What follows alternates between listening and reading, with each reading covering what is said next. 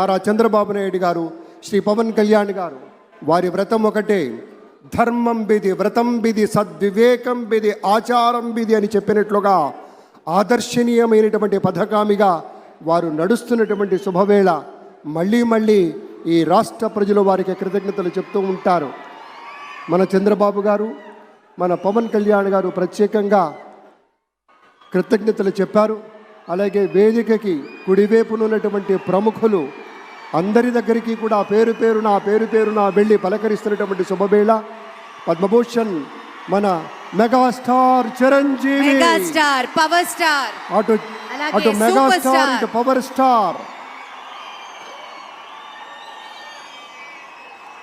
ఇది అరుదైనటువంటి చిత్రం. అలాగే మన పెద్దలు బాలయ్య బాబు గారు,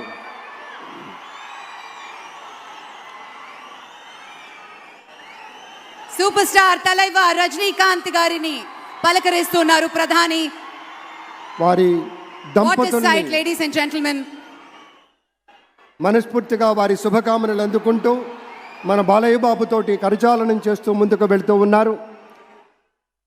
వేదిక మీద అందరినీ పేరున పలకరిస్తూ రజనీకాంత్ గారితో ప్రత్యేకంగా మాట్లాడుతూ ఉన్నారు.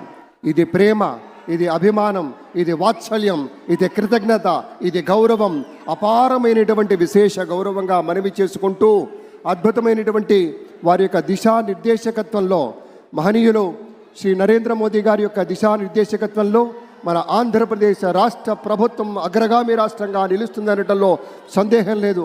అక్కడ అమిత్ షా గారు, ఇక్కడ మన వెంకయ్య నాయుడు గారు పెద్దలు వారిని పలకరిస్తూ ఉన్నారు. శ్రీ